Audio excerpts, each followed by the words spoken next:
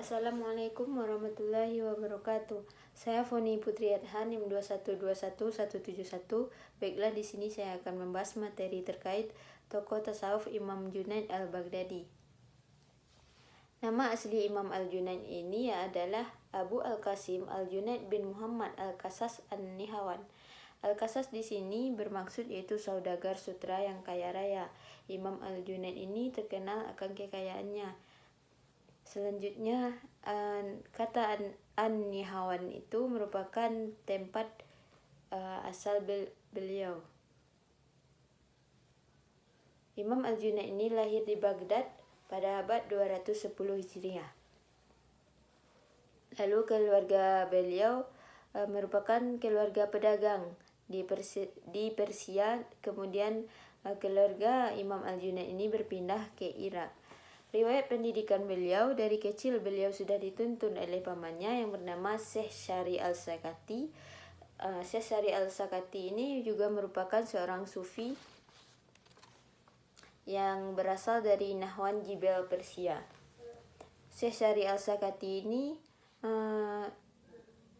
merupakan seorang sufi yang terkenal akan sikap pendiamnya yang sering berdiam diri di rumah. Beliau keluar rumah hanya pada waktu tertentu, yaitu pada saat sholat berjamaah dan salat Jumat. Imam al-Junaid ini terkenal dari kecil seseorang yang cerdas dan cepat. Pada usia 7 tahun, Imam al-Junaid ini pernah ditanya oleh gurunya terkait makna syukur. Lalu Imam al-Junaid ini dengan lantang dan tegas mengatakan makna syukur itu adalah jangan sampai Anda berbuat maksiat atas nikmat yang telah diberikan oleh Allah Subhanahu wa taala. Maka mendengar jawaban dari Imam al-Junaid tersebut, gurunya langsung menyetujui pendapat dari al-Junaid. Di samping itu, Imam al-Junaid juga pernah berguru kepada beberapa tokoh. Yang pertama yaitu Al-Sakati tadi, yaitu pamannya sendiri. Selanjutnya beliau juga belajar pada usia 20 tahun, belajar tentang fikih dan hadis kepada Abu Saf Ibrahim bin Khalid al-Kalbi al-Baghdadi. Di bawah bimbingannya, Imam al-Junaid ini tumbuh menjadi seorang fikih yang cerdas. Selanjutnya beliau juga belajar tasawuf, yang mana pada dulunya beliau juga belajar tasawuf kepada pamannya. Selanjutnya tasawuf menurut Imam al-Junaid al-Baghdadi. Imam al-Junaid al-Baghdadi menjadikan Al-Quran dan Al-Sunnah sebagai patokan dalam bertasawuf.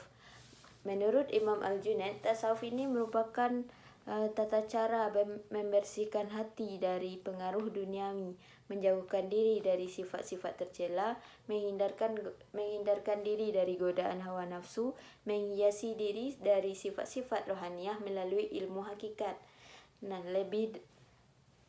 Hal demikian bermaksud yaitu lebih bersandar dari sesuatu yang bersifat abadi, serta menyeru kepada kebaikan, yakni mengikuti Rasulullah dan apa yang telah disyariatkannya. Selanjutnya Imam al-Junaid ini mengatakan bahwa tasawuf ini merupakan pengenalan terhadap Allah, sehingga hubungan antara kita dengan Allah itu tiada perantaranya. Tasawuf juga merupakan melakukan semua akhlak yang baik menurut sunnah Rasul dan meninggalkan segala akhlak yang buruk.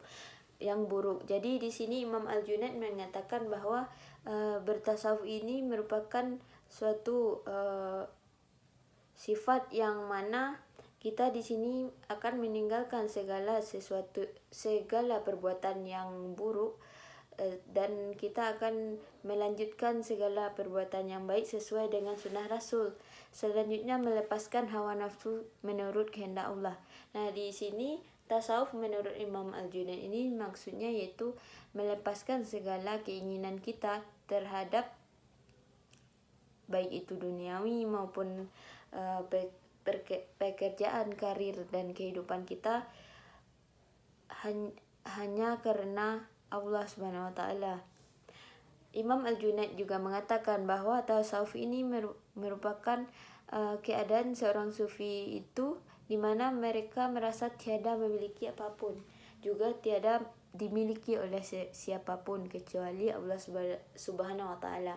Jadi dapat disimpulkan tasawuf ini merupakan suatu usaha untuk mendekatkan diri kepada Allah Subhanahu wa taala serta menyucikan diri dari segala sesuatu yang mencegah kita untuk bisa dekat dengan Allah Subhanahu wa taala.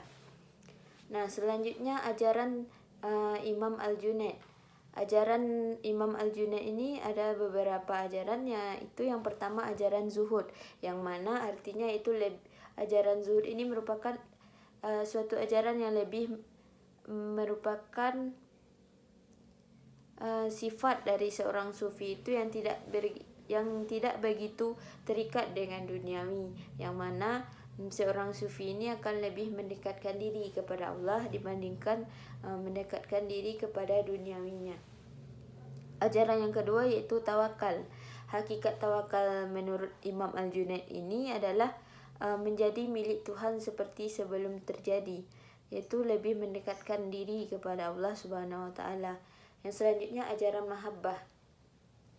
Artinya yaitu masuknya sifat-sifat yang dicintai ke dalam diri yang mencintai. Yaitu masuknya sifat-sifat yang dicintai, sifat-sifat yang dicintai oleh Allah Subhanahu wa taala. Selanjutnya ajaran musyahadah, yaitu melihat Tuhan dengan mata hati, tidak melihat Tuhan dengan mata yang sesungguhnya, tetapi dengan mata hati. Selanjutnya ajaran mitsaq. Ajaran mitsaq di sini artinya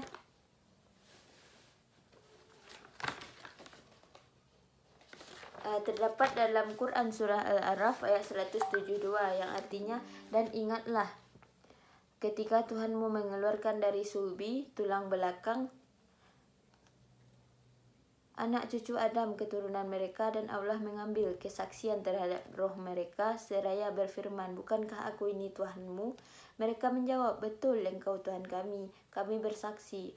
Kami lakukan yang demikian itu agar di hari kiamat kami tidak mengatakan sesungguhnya ketika itu kami lengah terhadap ini.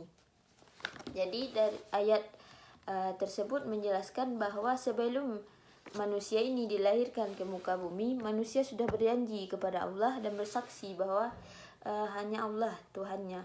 Lalu Imam Al-Junaid ini menganggap bahwa hal ini merupakan miksak. Artinya cerita hidup manusia di dunia ini adalah cerita mewujudkan perjanjian tersebut kepada Allah Subhanahu wa taala. Ajaran selanjutnya yaitu fana dan baka. Fana di sini artinya yaitu keadaan seorang sufi yang begitu terpesona kepada Allah, dan karena keterpesonaannya tersebut sehingga ia kehilangan kesadaran atas dirinya sendiri. Dalam hal ini hanya Allah yang ada pada pikirannya. Ajaran selanjutnya yaitu ajaran tauhid, pengesaan yang kidam atau kekal. Imam Al-Junaid menganggap tauhid ini merupakan gaya berfikir teologi negatif, yang artinya yaitu mendefinisikan Allah melalui negasi terhadapnya. Beliau mengutip kalimat tersebut dari Abu Bakar Al-Siddiq, yang mana Abu Bakar berkata, Maha suci Allah, zat yang tidak menjadikan jalan bagi makhluknya untuk mengenalnya, melainkan ketidakmampuan mengenalnya. Imam Al-Junaid juga mengatakan bahwa seorang sufi yang sudah mencapai tingkat makrifah bagaikan sifat air di dalam gelas yang nampak bening. Artinya, sufi yang telah larut dalam Tuhannya akan selalu menyerupai sifat dan kehendaknya.